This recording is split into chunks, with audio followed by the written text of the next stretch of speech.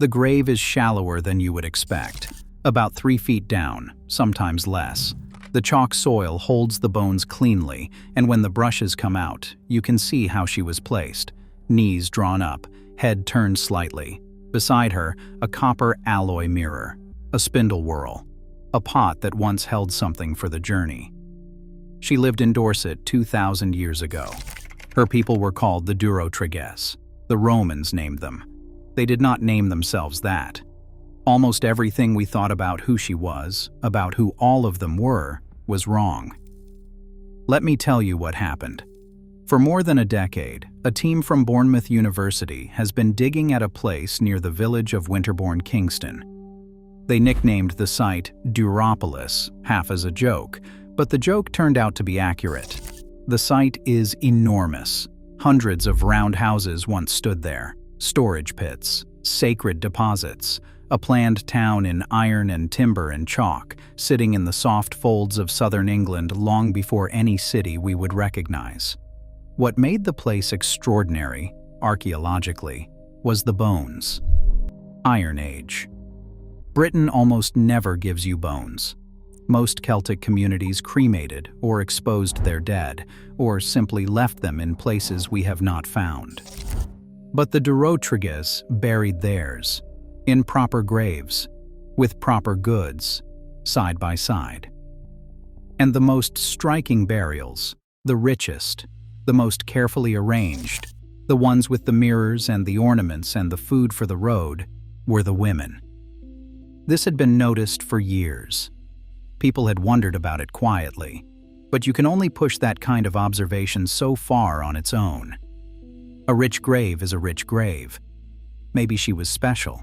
Maybe she married well. Maybe. Then the DNA came back. A team led by a geneticist at Trinity College Dublin named Laura Cassidy pulled 57 ancient genomes from the site. Teeth mostly. The petrous bone behind the inner ear, the densest bone in the human body, the one that holds genetic material the way amber holds insects. They got clean reads from people who had been in the ground for 2,000 years, and what the DNA showed, when they finally laid it all out side by side, was something nobody had ever seen in European prehistory. Most of the people in this cemetery were related to each other. That part wasn't surprising. Communities tend to bury their own. But they were almost all related through the same woman. A single maternal great-great-grandmother, dead by then for generations, sat at the root of the family tree. Most of the women in the cemetery descended from her, in one unbroken female line, mothers and daughters and granddaughters carrying the same mitochondrial signature through the centuries. The men, when the team checked, did not. The men in this cemetery, with very few exceptions, were unrelated to the central matriline. They had come in from elsewhere. They had married in. And then, in death, they had been buried with the wife's family. Think about that for a second. In almost every society we have ever studied, in almost every culture across human history, ancient and modern, from the steppe to the Andes, the pattern goes the other way. The woman moves. She leaves her childhood home, her parents, her sisters. She joins her husband's people. She becomes one of them. In Iron Age Dorset, it was the opposite. The men moved. The men were the strangers. The women were the spine. The Trinity team called it matrilocality. The technical term doesn't really capture it. What it means, in human terms, is that a young woman growing up in this part of Britain in the last century before Christ never had to leave. Her mother lived next door. Her grandmother had lived next door before that. The land she walked had been walked by her female ancestors for as long as anyone could trace, and when she had her own daughter, that daughter would walk it too. When Cassidy first saw the pattern, the line she gave in the interview was, "And that's when I was like, oh my God." I keep going back to that, because she's a geneticist. She does this for a living. She has spent years staring at ancient mitochondrial data, the way some people stare at spreadsheets. And it's still made her sit back in her chair. It's never been seen before in Europe, not once, not across 6,000 years of comparison data. And it gets stranger. Because once the team had the Dorset pattern, they started checking everywhere else. They pulled data from other Iron Age cemeteries across Britain, Yorkshire, the Midlands, East Anglia, wherever there was enough genetic material to look. The same thing kept showing up.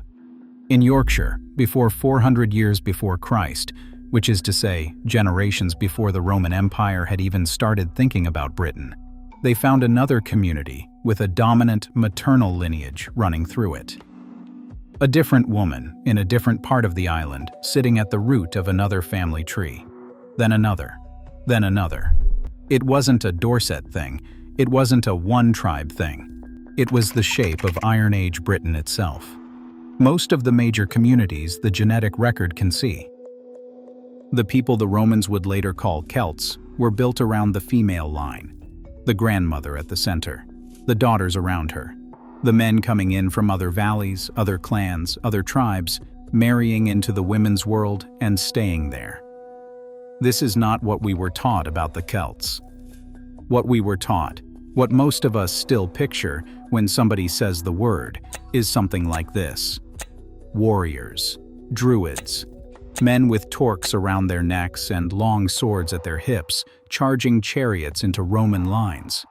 A culture of fierce, restless, masculine energy, born somewhere in the Alps and pushing outward in every direction until it covered half the continent.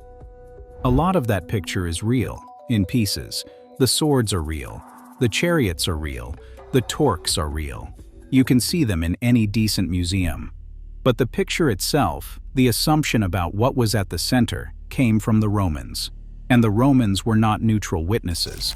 The Roman writers found Celtic women alarming. Caesar mentioned it. Tacitus mentioned it.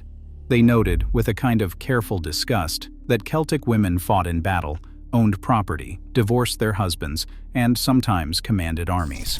Tacitus would later watch Boudica burn 3 Roman cities to the ground at the head of a coalition of British tribes. He would write about her with a horror that was also, you can tell, a kind of begrudging awe. The Romans wrote about this the way a settled society writes about something it doesn't have a category for. They called it barbaric. They called it deviant. They used the women's freedom as proof that the people they were conquering were uncivilized and needed correcting. And then they wrote the histories, and the histories survived. And for 2,000 years, that was the version we read. What the bones in Dorset are telling us, in a language the Romans could not have edited, is that the Roman writers were not exaggerating. They were just describing something they couldn't stand. The women weren't fighting at the margins of a male society. They were not the colorful exception. They were the structural ground on which everything else was built. The kinship, the land tenure, the right to be buried with your people, the line that decided who you were. And here's the part that I find hardest to shake. The wealth in these graves sat with the female line, the mirrors, the torques, the decorated pots, the most carefully arranged bodies, the grave goods that signal status across every culture archaeologists have ever read. If you came in with no preconceptions and just looked at the ground, just looked at who was buried richly, who was buried with care, who was buried at the center of the community, you would conclude immediately that you were looking at a society organized around women. It is the assumption that got in the way, not the evidence.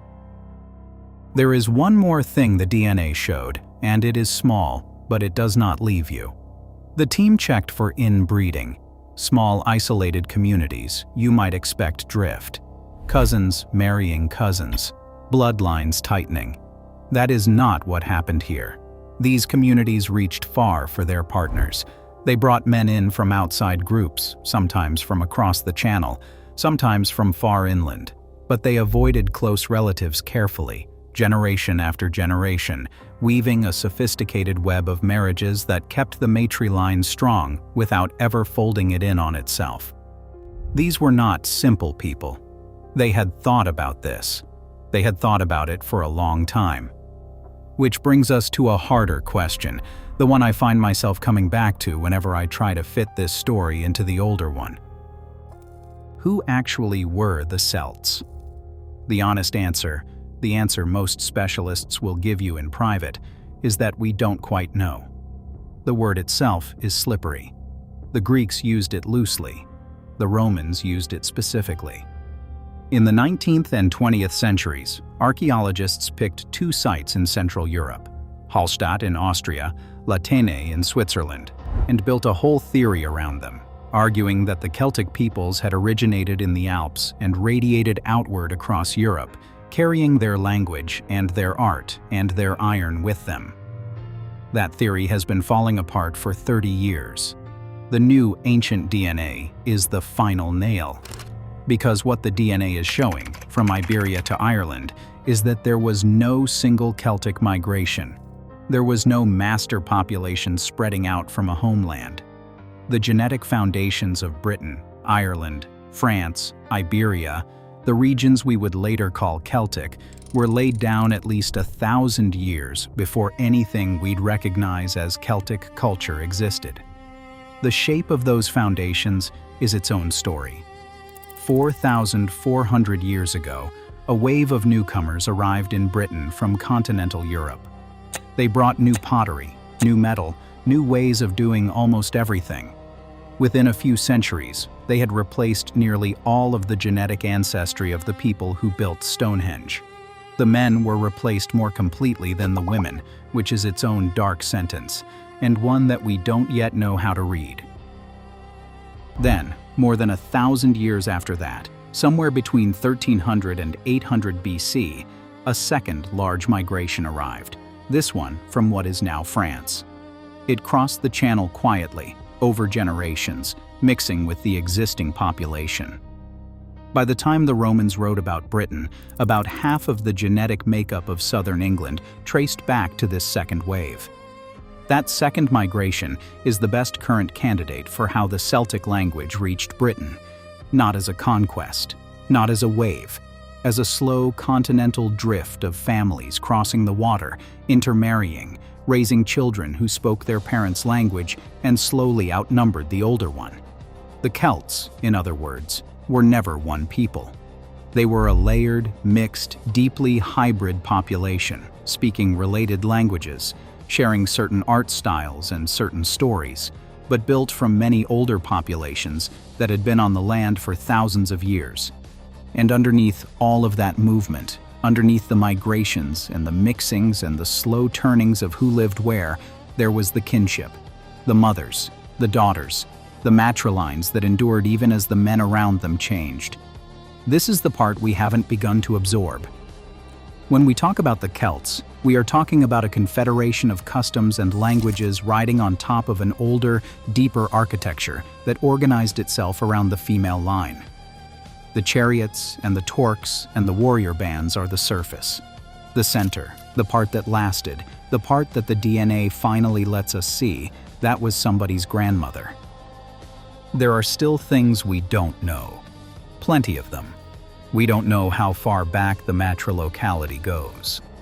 The earliest clear evidence is from around 400 years before Christ, in Yorkshire. But the genetic patterns hint at something older, something that may have been the social default in parts of Britain for centuries before the data can resolve it. We don't know if it was unique to Britain, or if it stretched into Gaul. We don't know what made it possible in this corner of the world when nearly every other place was organized the other way. We don't know exactly where Celtic languages first formed, whether they crystallized in Central Europe and drifted west, or formed along the Atlantic seaboard and drifted east, or some mix of both. Both models have evidence. Both have problems. The data we have isn't yet enough to choose, and we don't know, honestly, what the Dorset women would have called themselves. We don't know what they called their land, their kin, their dead. The Romans gave them a name, and the name stuck. But the women themselves, in their own words, are silent.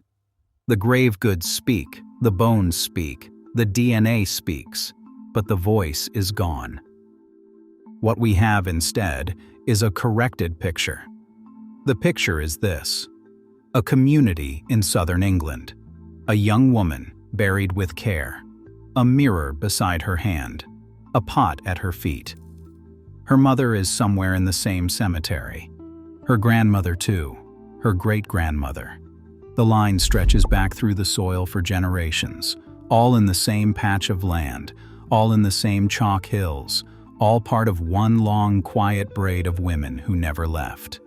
And around them, woven in over the centuries, the men. From the next valley, from across the channel, from wherever the kinship networks had reached. Brought in, made welcome, buried, in the end, with their wife's people, because that was where they belonged now. This is the world the Romans walked into and called barbaric. This is the world they wrote about with disgust and then tried to dismantle. This is the world that, for 2,000 years afterward, we mostly forgot to look at. The DNA didn't invent it. It just made it impossible to ignore. I keep coming back to her. The young woman in the shallow grave in Dorset. The mirror at her side.